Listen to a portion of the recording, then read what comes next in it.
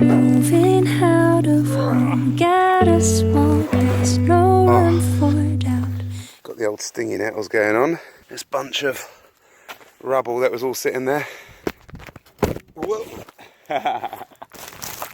Forgotten how to do this vlogging thing. Welcome back to Wilderness Farm, everybody. Just trying to clear some rubble from this field so we can start looking after it, and let's see whether this trailer on quad works or not. All looking alright? Not bad. Listen to how quiet this is. It's electric. Oh, nice.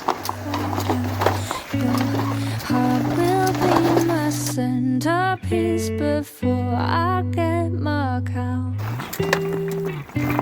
Helping hands on Sunday, yeah. That'll do, mate. Ollie's getting inducted to the quad. Decorate my body, yeah.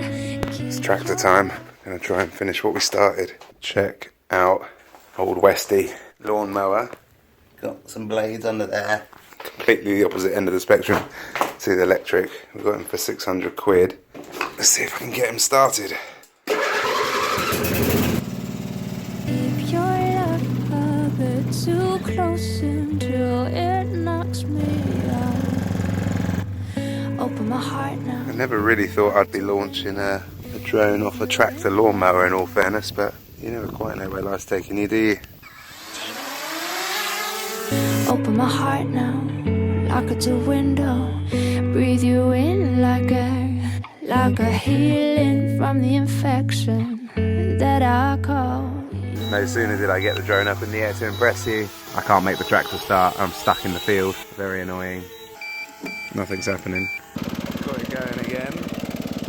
1 foot underground and one looks for your warmth at night. I go where my dreams follow on. Don't know where my dreams follow on.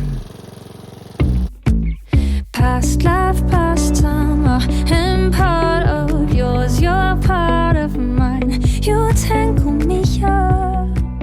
This is the first bit of mowing we did a few days ago. You can already see it's dried out with the sun, and we can make hay bales when we get people together to sit on. Or use the dry grass, mulch it up and put it into our ethanol making machine, which we haven't built yet, but we definitely want to be making energy from food and cellulose because it runs very, very clean, and hopefully we can convert anything we're using like this tractor across to it. Although I think diesel is easier than petrol, in all honesty. But look at the difference between this, you know, down here versus up there. It doesn't take long for nature to do its thing if we let it, but we need that balance between habitable for humans, ouch, and habitable for nature as well. We're meant to have mains water. Doesn't seem to be working. Yeah, this isn't working either. I'm not sure what's going on there. Not good. We've had the Corco bus delivered, which we've got to figure out this week whether we're keeping or selling. If we're selling it, then we can strip out things like the counter and the bunk beds and keep them somewhere else. If we're keeping it, then we need to get it back in action. We thought we'd bring it just to see how it fits, but this is what I'm excited to show you. X marks the spot.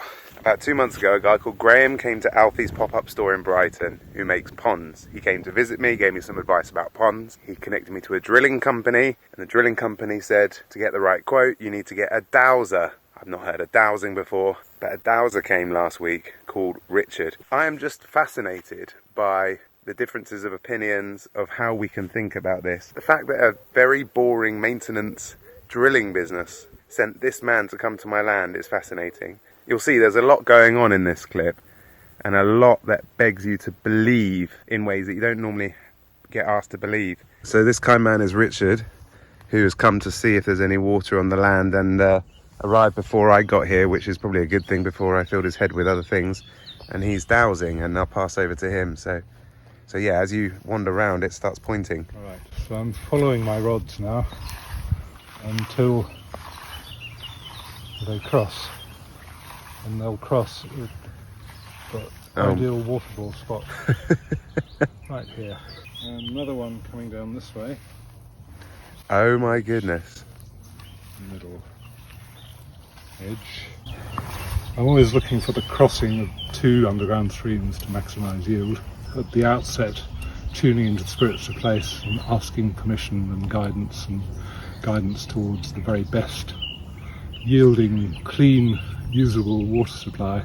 Wow. And the irony as well is that the main supply ran out today. I had to go buy bottled water. And so X marks the spot. A sweet spot. A sweet spot.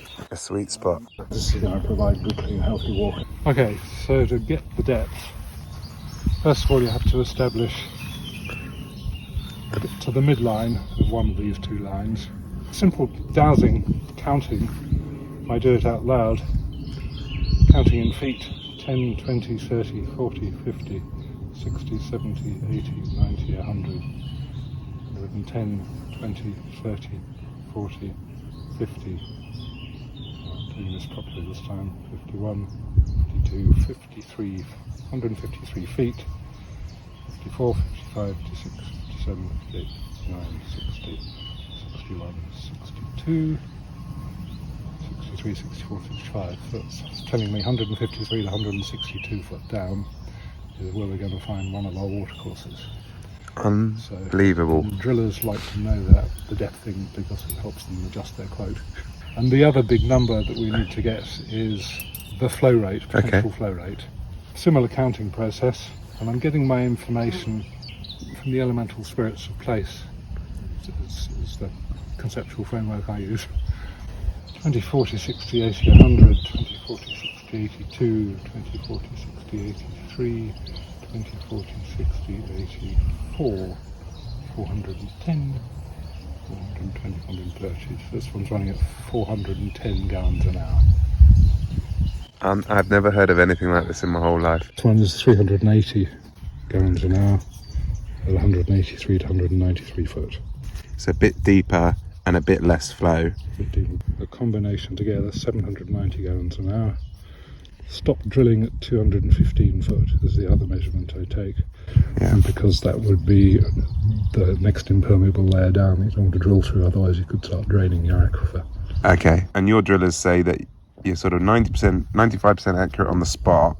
And the depth thing. And the depth thing. And the flow rate can be plus or minus 20%. Right, so it could be sort of down to sort of 300 or something up to 500. Yeah, well, wow. In total we could be down to about 650 or 7. Yeah. Incredible. I tend to underestimate, my drillers tell me. Right. It could be up to 1,000. I see. Right there on that corner. Okay, it's on there. Is our top dead centre. So we've got about a yard's flow rate. Well, that's that specific, yeah. Please stick in the comments what you think about that. I'm sure there's going to be a whole range of different views and I can't wait to read them all. But ultimately, we've got to decide, shall we dig? If we're going to dig, shall we dig here?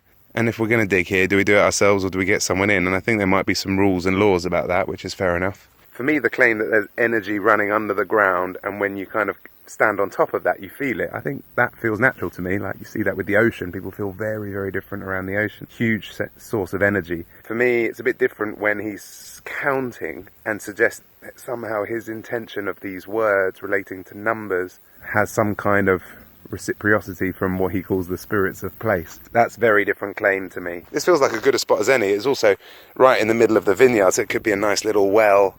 And we could send water up there to the animal and private field. Let me know what you think. It's a fascinating start. Water sovereignty. It's also worth noting that it's not cheap to drill. Down to 60 metres, they want more than £5,000. And if we're going to spend £5,000 on something, I mean, that's the same value as the bus.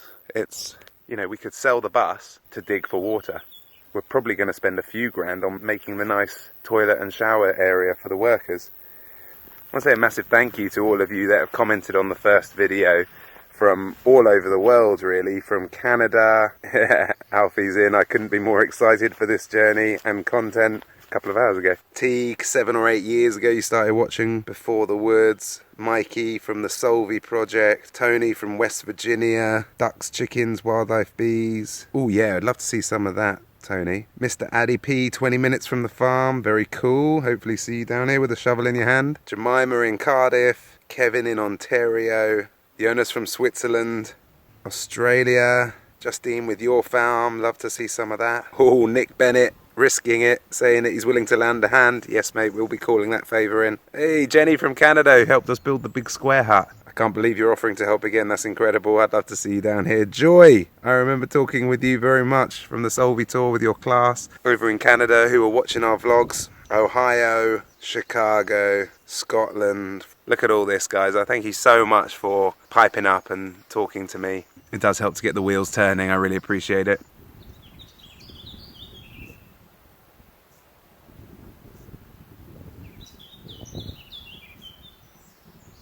I'm not going to try and show you everything. I'm just pulling out one thing I think is interesting, and that today is about the water. Water is the source of life, and in New Frontier land you need water. Water is the wellspring of life. I'd love to serve coffee and vegetables that have all been sourced from the water under the ground and from the skies above us, and not from the mains, although I'm very bloody glad to have the mains as well. Although I need to figure out what's going on with that. I need to call the council. Anyway, let me know what you think about the dowsing. To drill or not to drill? That is the question. Take care of yourselves and look after each other. I'll see you next week, Thursday, 9 PM at Wilderness Farm. 'Cause I got free.